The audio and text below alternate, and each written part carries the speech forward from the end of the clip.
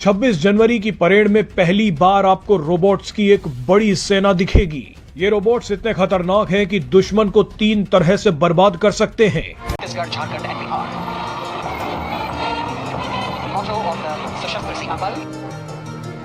जबरदस्त ना?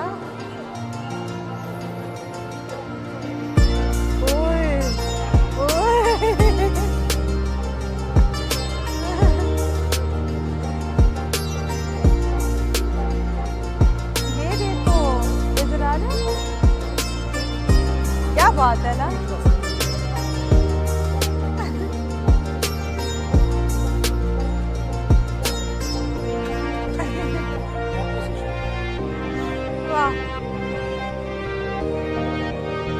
आप देखेंगे इसमें ऑटो बैलेंस का फीचर है। एक ऑटो बैलेंस में क्या है, या तो इसको धक्का लगे, ये देख सकते हैं वो खुद बैलेंस करेगा अपने आप को। इन केस कोई इसको ड्यूरिंग ऑपरेशन, अपने ऑपरेशन के टाइम पे इसको कोई हिलाने की कोशिश करे तो आप देख सकते हैं ये अपने आप को रेजिस्ट कर रहा है, ये अपने आप को वापस पीछे खींच रहा है। इस टाइम पे ये देखेंगे आप, ये अपने आप खींच रहे हैं। हाँ भाई साहब, भारत और क्या कर दियो यार मोदी जी। भाई साहब 1-2 दिन पहले कश्मीर में थे हो यार, और क्या करते हो मोदी जी, और कैसे कर रहे हो ये सब? जोश और जज्बे के साथ मनाया जा रहा है। इंडिया में हमेशा ऐसा ही होता है, लेकिन इंडिया के रिपब्लिक डे की एक इनफरादियत होती है। उसकी एक खुसूसियत ये होती है कि इंडिया के रिपब्लिक डे पर किसी ना किसी कंट्री का प्रेसिडेंट मौजूद होता है। बारी है। Key information: the C-17 Globemaster, 6 Rafale fighter aircraft, 5 Jaguars in aero formation. ये बिल्कुल सीधा नाम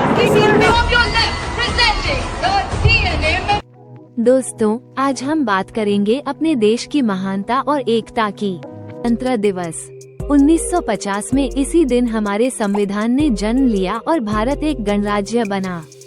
ये दिन हमें याद दिलाता है कि हमारे स्वतंत्रता सेनानियों ने कितनी मेहनत और बलिदान दिया। आज हमारा भारत एक शक्तिशाली देश है जिसकी सेना और संस्कृति पर दुनिया गर्व करती है। तिरंगे की शान और हमारे जवानों का साहस हर भारतीय के दिल में देशभक्ति की एक नई लहर भर देता है। इस गणतंत्र दिवस पर हम सब मिलकर यह संकल्प लें कि हम अपने भारत को नई ऊंचाइयों पर ले जाएंगे। जब हम तिरंगे को देखते हैं तो हमें याद आता है कि यह सिर्फ एक कपड़ा नहीं, बल्कि हमारे बलिदानों, संघर्षों और सपनों का प्रतीक है। हर रंग का अपना एक महत्व है, केसरिया साहस का, सफेद शांति का और हरा समृद्धि का। हमारे देश की विविधता में ही हमारी ताकत है। हर भाषा, हर संस्कृति, हर धर्म हमें एकजुट करता है। जब हम एक साथ खड़े होते हैं तो हम किसी भी चुनौती का सामना कर सकते हैं। इसलिए आगे बढ़ने से पहले दोस्तों, इस चैनल को सब्सक्राइब करना ना भूलें और वीडियो को लाइक व शेयर करें। जय हिंद।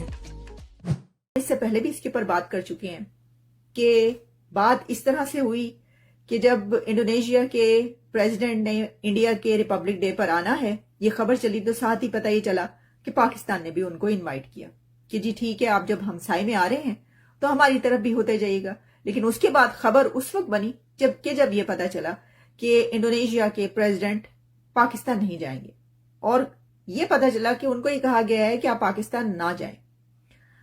अब फैसला तो उन्होंने ही करना था, और आप जानते हैं कि इंडिया एक बड़ा कंट्री है, इंडिया एक बड़ी ताकत है, और अगर कोई कंट्री वहां पर जा रहा है और वो ये समझता है कि अगर मैं उसके हमसाए में जाऊंगा, पाकिस्तान चला जाऊंगा तो उसको पसंद नहीं किया जाएगा, तो फिर आप ये समझ लें कि वो पाकिस्तान नहीं जाएगा। और अगर हम बात करें इंडिया की, तो भाग भाग के हर बंदा इंडिया में जाने को तैयार है, इंडिया में इन्वेस्ट करने को तैयार है, लेकिन कोई पाकिस्तान की तरफ देखना भी पसंद नहीं करता। अब आप ये देखें कि हमारे लिए कितनी इंसल्टिंग बात है कि आपने हमारे साथ जो है वो रिटर्न फॉर्म में एक एग्रीमेंट किया कि हम 26 और 27 जनवरी को पाकिस्तान का विजिट करेंगे, और बाद में आपने कहा कि हम नहीं आएंगे, जो प्लान है वो पोस्टपोन कर दिया जाए। तो एज अ पाकिस्तानी मेरे लिए तो बहुत काबिल शर्मिंदगी बात है। काबिल शर्मिंदगी के लिए हमारी कौम के लिए बहुत सारी चीज़ें हैं। जब हम बाहर जाते हैं मुल्कों में, हमारी जो चेकिंग होती है, हमसे जो कपड़े उतरवाए जाते हैं, हमारे शाहिद खान अब्बासी उनकी जो मतलब इन्वेस्टिगेशन की गई वो हमारे लिए काबिल शर्म थी। हमें यूएई ने वीज़ा बैन कर दिया, वो भी हमारे लिए काबिल शर्म है। हमारे प्राइम मिनिस्टर, हमारी कौम के जो रिप्रेजेंटेटिव हैं कतर में, यूएई में भीख मांगने जाते हैं, वो भी हमारे लिए काबिल शर्म है।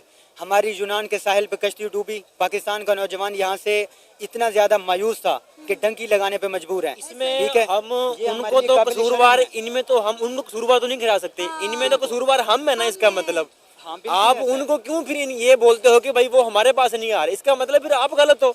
आप फिर अपने आप को ठीक करो, अपना कैपिटलिस्ट बढ़ाओ, अपने आप को इस मकाम पे लेके आओ कि आप उनको बुला सको।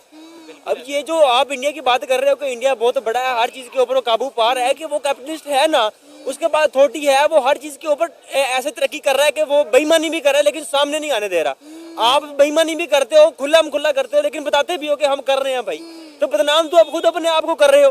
तो फिर कहते हो कि जी हमारी कोई सुन नहीं रहा, हमारी कोई बात नहीं मान रहा, हमें ये नहीं कर रहा, तो कैसे भाई बात मानेगा के ऊपर। अच्छा, आप देखिए नरेंद्र मोदी का जो कल्चर ड्रेस है, आप उनको मोस्टली उसी ड्रेस के अंदर देखते हैं, भगवा कलर और कुर्ता।